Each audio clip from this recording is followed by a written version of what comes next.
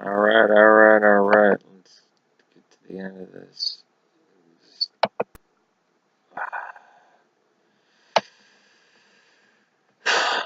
Seems like my computer is being a pain in the ASS. Let's see if I can move this over. Alright, alright, alright. I also appreciate that Genesis 1-2 is not a science book simply discussing the initial straw man, pointing out the evidence that the fathers, almost without exception that I know of, believe that the earth only a few thousand years old, regardless of their reading of Genesis. These are people of their own time. Do I have my my mapped out? But, oh yeah, I do. I just want to show you something. Now, it's been known. This is spotted by a lot of people. Now, Genesis, right? Chapter 1. And it goes to chapter 2, verse 3 and 4. Because the numbers were added about a century, or a millennia and a half later by the Germans. Now, in this one, goddess, spirit being, spatially non-available, and he creates the world in epochs. It says day, but just like Kol Ertz can mean the entire world, it can also mean all the land that you see. It can mean a continent, it can mean a peninsula, it can mean an island, just like cosmos can mean a group of people, it can mean a city, it can mean the way we use it today. And the deity is called God, capital G, small o, small d, which is El or Elohim. And then you get to chapter 2. See why it's pink? It's because that is capital L, capital O, capital R, capital D, Lord. And the writer of this pictures Yahweh, translated with all caps, Lord, as an anthropomorphic god, kind of like Zeus. And then you have the redactor, and then it switches between. The Noah story is the one that's spliced together. And then you get to e-text, which begins with Abraham, and that's in green. And it spliced itself together all throughout until you get to D, which is the Deuteronomist, which probably wrote from Deuteronomy all the way to 2 Kings. Now, this did not go over the heads of the early rabbinical Jews, nor did it go over the heads of the church fathers.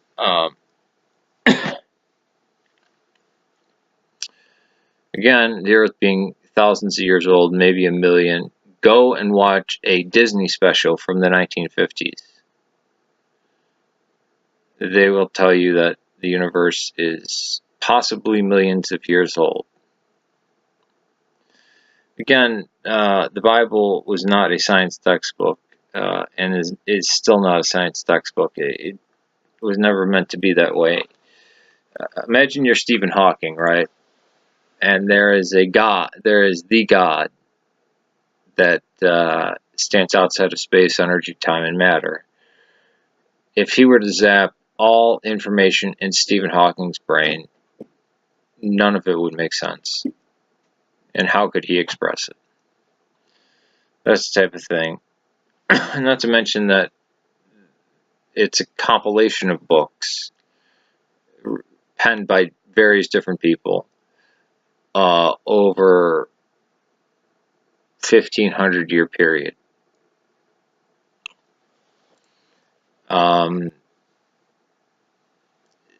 The general gist of the story is, one, God caring for mankind, and two, God wanting man to worship him in a moral way, not just sacrifices, like the ancient Romans, not the Imperial Romans, but the ancient Romans, although the Imperial Romans had blood sport, which they believed appeased Mars and Minerva and Jupiter. But the Aztecs and the Vikings and the various Germanic tribes, as well as the Celts, that's the way they pleased God. With the Jewish and the later Christian God, it was resting on the Sabbath, feeding the poor, treating others as you would like to be treated. This became very attractive. That's why there was a lot of proselyte Christians during the Imperial Roman period.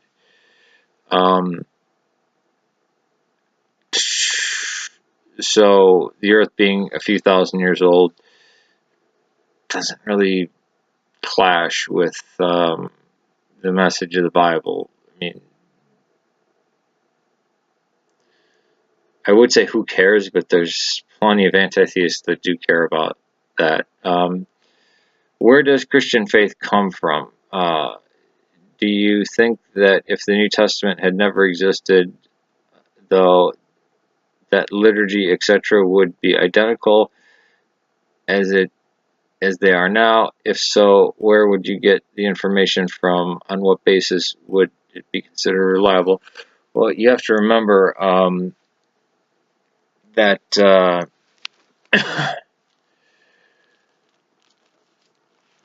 you have Scripture, right? You have the Bible, and then you have the writings of the early church fathers, and the earliest Christian practice that we find is the liturgy, right? As well as fasting on Wednesdays and Fridays, not drinking blood, and doing acts of charity, right?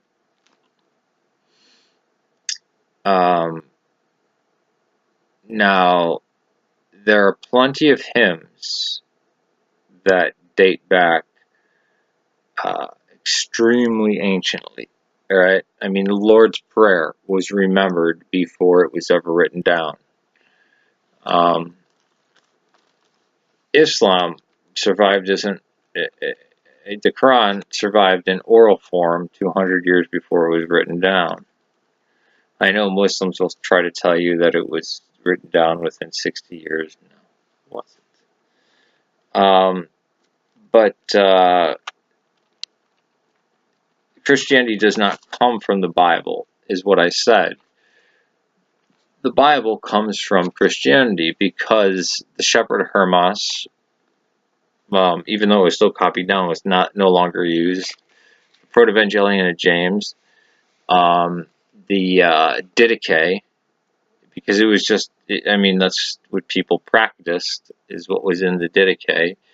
And then they found it, and they go, oh wow, this is possibly, or this is as old as some of the stuff in the New Testament, so we know that the Christians were practicing this.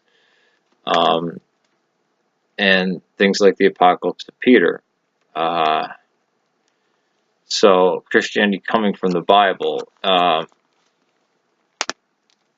New Testament was the works of the apostles and some of the disciples, right? And it recorded the words and actions of Jesus, as well as the wisdom of Paul. So it was very important that they kept that together. Would Christianity look any different? Well, it was very important that the Christians kept the Bible going, or kept this canon going. That's why some canons of the New Testament have 3 Corinthians or the Apocalypse of Peter, or don't have the Epistle of James or 2nd and 3rd Peter, because the entirety of the gospel can be preached from just the Gospel of John's 3rd gospel. But no, it was the Christian community that compiled the Bible, and there were Christian communities in Ireland, in Italy, in Egypt, in northern India, in Syria. Remember, Syria, Palestine, Egypt, and Cyrene, modern-day Libya, were huge hotbeds of Christianity.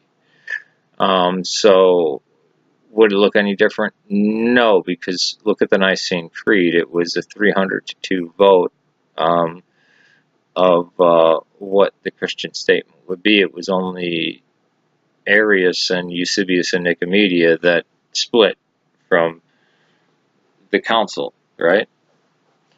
But Bible-based churches are ridiculous because they are ignorant or lacking of about 85% of Christianity. The liturgy was extremely important, and the beliefs the Christians held were extremely important, and it wasn't always necessarily contained in what we know as the New Testament. Like I said, the woman caught in adultery was moved around. It was originally in Luke, but it seemed to fit better in John, so they put it in John. They knew Jesus had said this thing, but they didn't know where to put it, so they put it there. So it's again, the Bible, unlike what some hillbillies might say or what like some Muslims might claim, is not dictation, right? You can see the different style of writing in each gospel. You can tell which letters Paul wrote. I mean, if you go to any university, they'll tell you, yeah, we have 7 authentic letters of Paul. The pastoral epistles, they believe he was written by a disciple of Paul, or maybe Paul in his old age. And certainly 1st and 2nd Peter, they don't believe was written by Peter. Now Mark, they believe Mark was heavily influenced by Peter. I